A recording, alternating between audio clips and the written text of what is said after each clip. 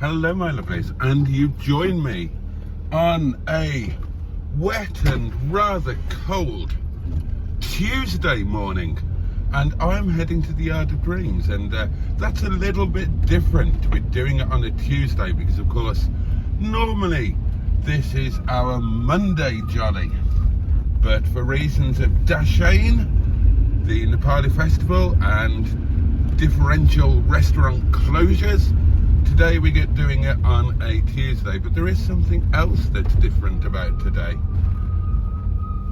Squeaky brakes being... Ooh, that's handy. Yes, today I'm going to meet somebody who has been a good friend for over 20 years, and yet I've only actually met him once before.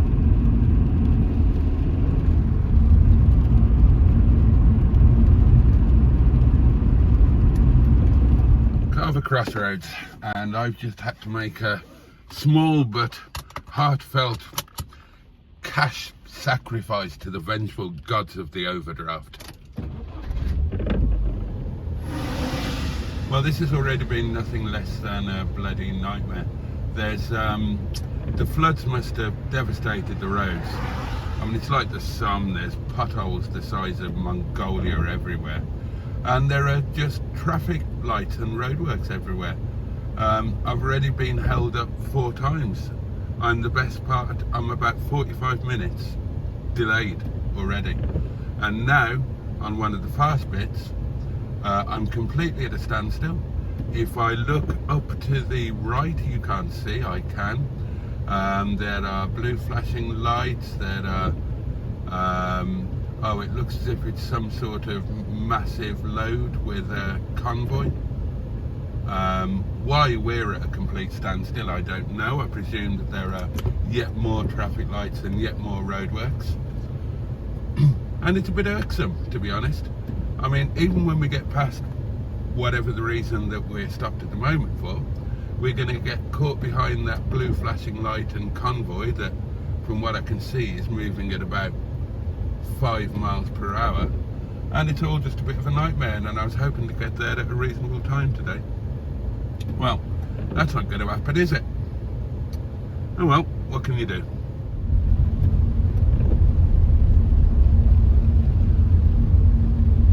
Well, we're moving, but incredibly slowly.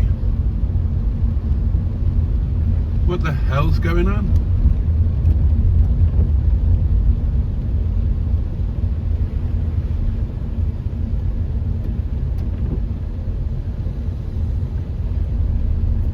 Well, there's nothing to see, so I can only assume that this is a tailback from that huge vehicle with the convoy.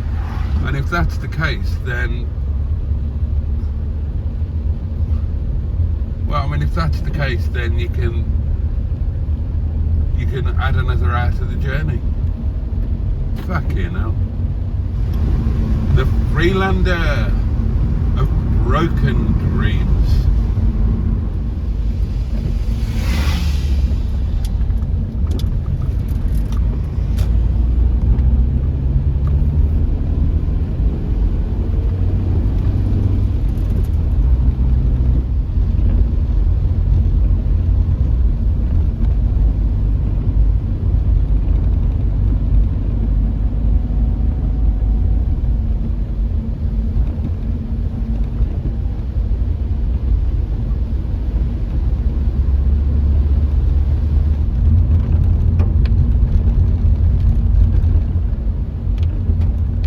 Jesus, how are you today? Turning the light in there.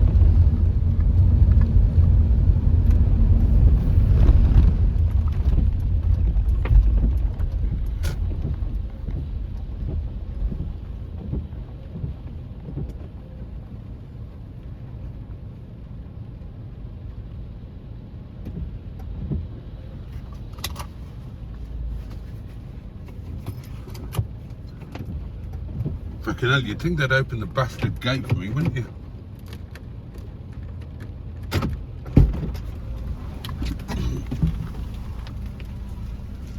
You just stay there in the dry. I'll have to go. Well, hello my lovelies, and you join me here at a very wet and bedraggled yard of dreams. Ugh, gosh.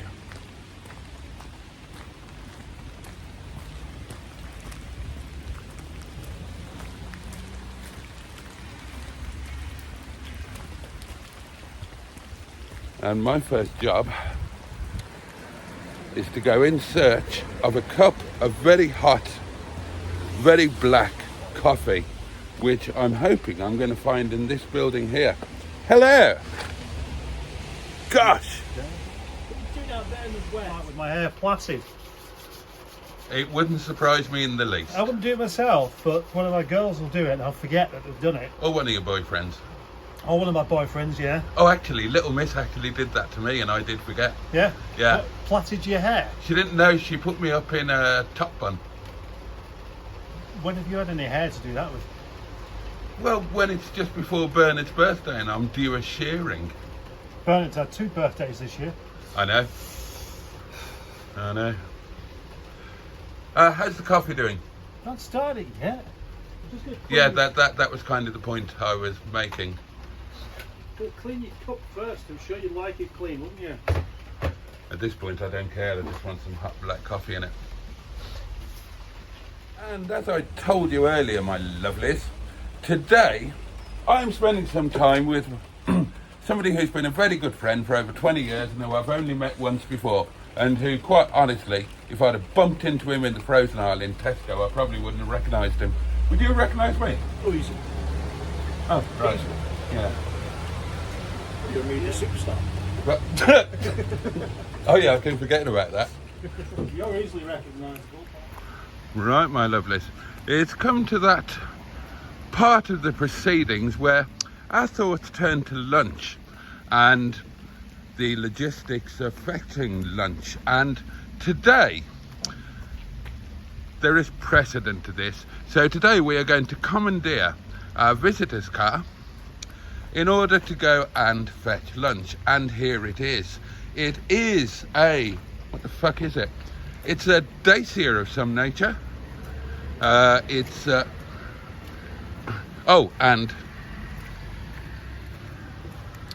as you can see there, tradition has been upheld and the owner of the car has been confined to the back seat.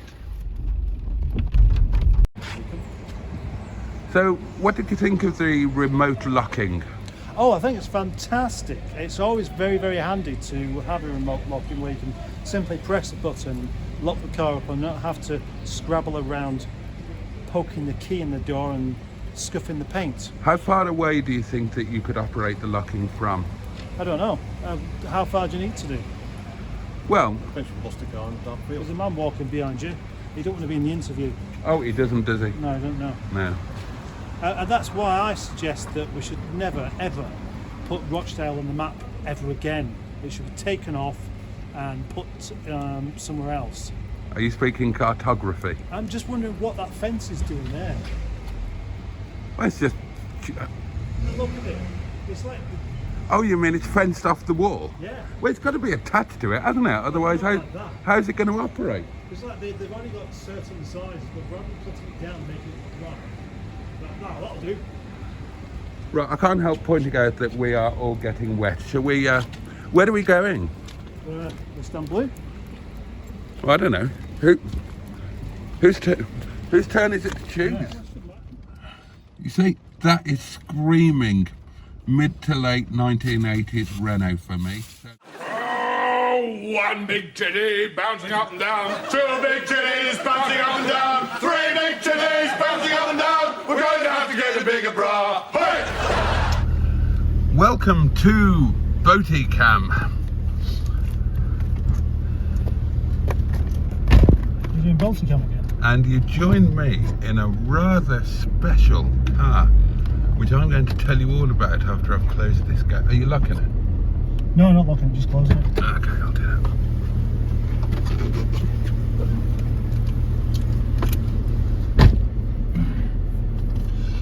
Boaty Cam is on the way. Boaty Cam is locking the gate, he's closing the gate. Pull your pants up, mate. Ooh, ooh, PG, Boaty Cam. Yeah. Yo. You join me in Captain Mustard's Rover 420 GSI Tourer. There's a potential perp on the right, but not for me, quite honestly. Now we've got Howdens, who of course are the most popular kitchen maker. We've got Euro car parts, which is probably what we're looking for. It is. There's a staff entrance and there's a customer entrance.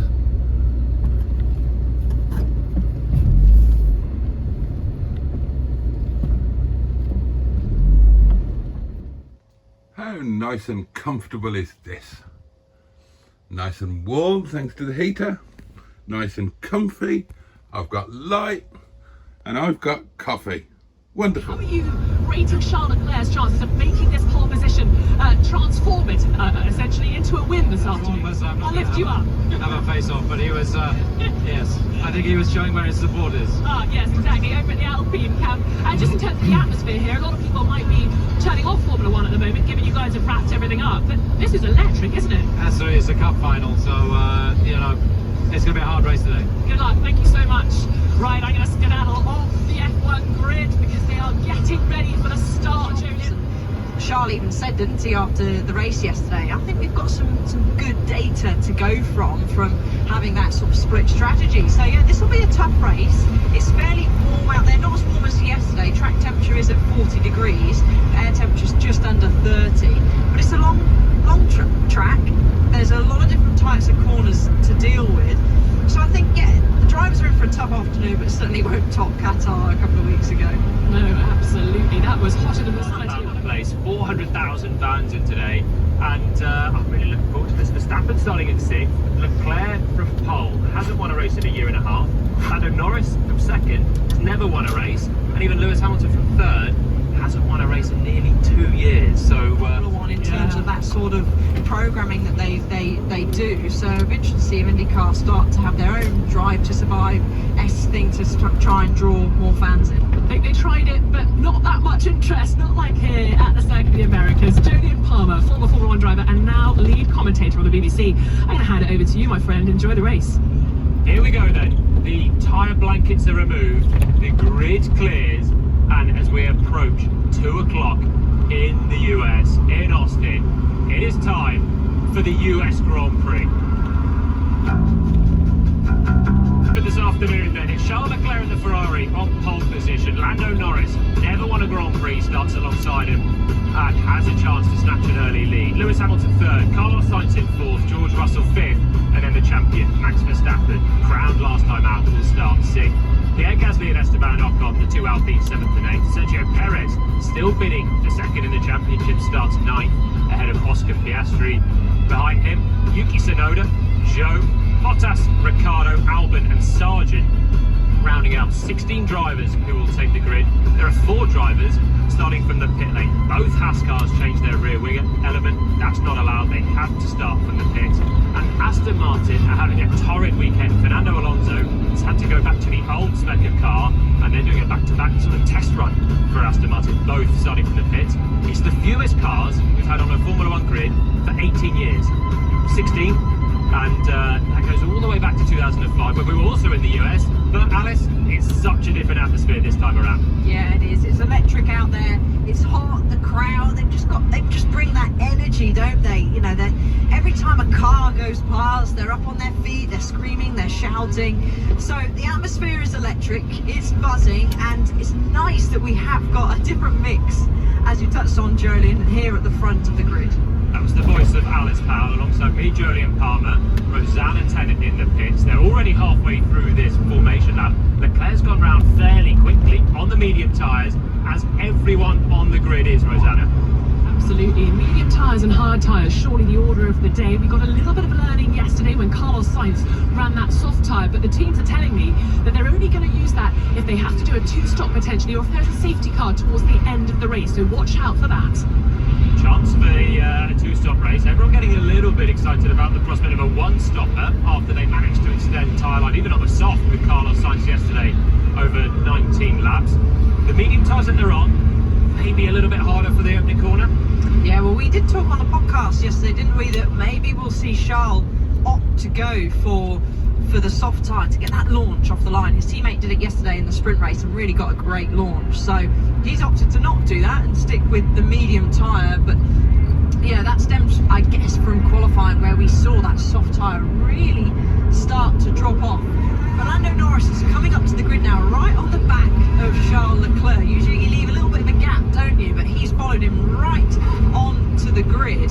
I think Lando's feeling he could probably win this race. He's feeling, I know he said, oh yeah, well Max is going to come through, but you know, there's always that chance. He's got no one in front of him and he had better pace than Charles yesterday. The British driver is right up for this, starting from second. The cars rumble their way past the commentary box that we look out of the final corner. The final car will be Logan Sargent in the Williams, the American driver on home soil, needing to prove something, but it's all eyes now to the front of the field. Charles Leclerc on pole in the Ferrari, Lando Norris alongside him, Hamilton in third, who's got great form here, and Verstappen, the champion, starts in.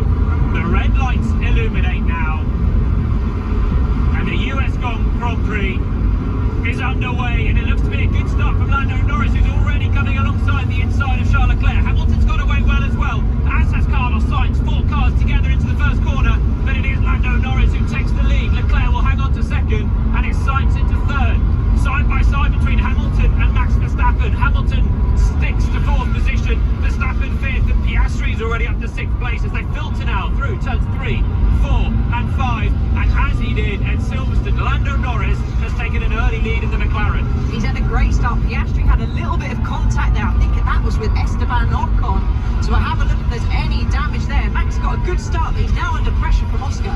George Russell, the driver that lost out there, 5th on the grid in the other Mercedes. He's down to 8th. Hamilton lost a place. He's down to 4th behind Sainz, who made a good start. But there's a lunge down the inside there from Esteban Ocon, trying to still fight with Russell as the 2 Ferraris do battle on the back straight. Leclerc second, the pole sitter, lost out on the initial getaway on the start. Norris was straight up the inside, and now he's got his teammate Sainz having a look down the inside. The 2 Ferraris right together at turn 12. We're halfway around the first lap, and there is nothing to separate the Ferrari. Sainz with a nose down the inside. Leclerc chopping across and maintaining the position, and Lewis Hamilton still sniffing around the back as Sainz defends the middle of the road at turn 15. More drivers jockeying for position further back. Russell 8th, with Perez still 9th in the other Red Bull right behind him. Pierre Gasly dropping down to 10th on the opening lap. So the order is this as they come through: Norris, Leclerc, Sainz, Hamilton, Verstappen, Piastri, Ocon, Russell, Perez, Gasly the top 10. Then it's Joe Tsunoda, Ricciardo, Albon, Bottas, Magnussen, Sargent, Alonso, Hulkenberg and Stroll. Yeah, Oscar was all over the back of Max Verstappen. He's opened a little bit of a gap now. There's Max, but I wonder if that's because Hamilton really forced Max Verstappen wide at turn 1 and forced him right on the dirt. Really showed him the shoulder. So I wonder if Verstappen got his tyres a little bit dirty and Oscar thought, this is my chance. But now the gap's opened up and Verstappen, I wouldn't be surprised by the end of this lap, he'll be right on the back of Lewis Hamilton. The old rivals went side by side on the opening lap, and Hamilton managed to keep Verstappen at bay. So we're on lap 2, and Max has taken 1 of the 5 places he will need to claim Grand Prix victory today. Russell lost out in the Mercedes. He's down in 8th, still fighting with Sergio Perez, still riding behind Esteban Ocon. Max Verstappen and the tyres, but surely if they're going to be sitting behind in hot turn. Russell is through, and he may well get the DRS on the exit as well. So Russell on the charge. Perez now fighting with Piastri as well on the straight down towards turn 12. As our first hitter has come in, it's Joe in the Alfa Romeo. Yeah, and actually, I'm not sure if Piastri's got a problem because he's now lost a place. Yeah, he's slowing down the back straight. Problem for the McLaren then. Oscar Piastri, here's his radio gone up. No, Sainz was struggling, wasn't he, until Max got past him, and he latched on the back and really used the DRS. So I wonder whether Charles will do the same thing. He'll just try and keep Verstappen there and use the benefit of the DRS down the main straight into turn 1 and down that really long back straight between 11 and 12. Okay, I don't know how many times he already went off. He already had 5 seconds. Yeah, we are just offsetting. That's the team radio for Lewis Hamilton.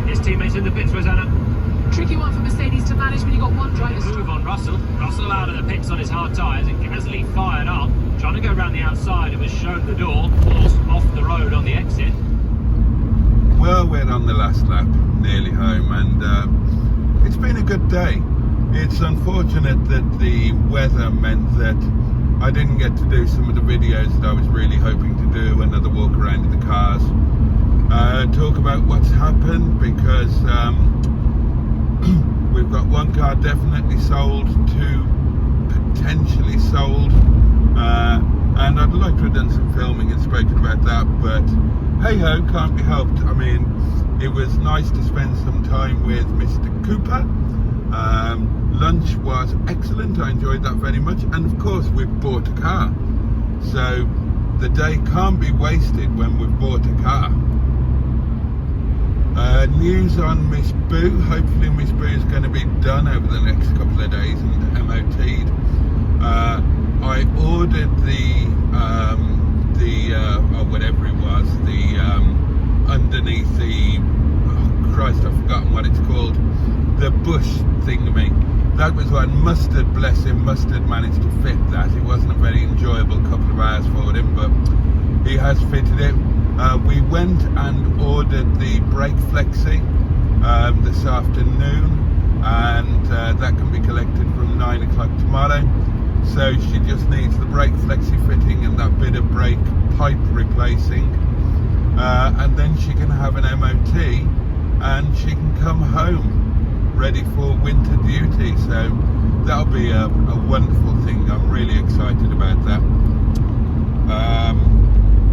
Brian looked a lot better today because Brian's had a wash. Still no news on Brian, I'm afraid, or no updates really, except that worst case scenario, Neil is free on the second week in December. So if I've not had Brian sorted by the second week of December, then Neil has promised that, bless him, he's promised to come up and finally sort him. So that's kind of worst case scenario. But there we are, and that really is about it for today's Daily Diary. Thank you so much for watching. Thank you as always for your company. The day's not over for me. I'll have a live stream to do later on tonight, but I'm looking forward to that actually. Be nice to catch up with everybody. So there we go, and I am just about home. So yeah, have a safe and peaceful night. Take great care of yourselves. Much love from me, and I will look forward to seeing you next time. There we go. Home sweet home. Okay, darlings. Bye bye.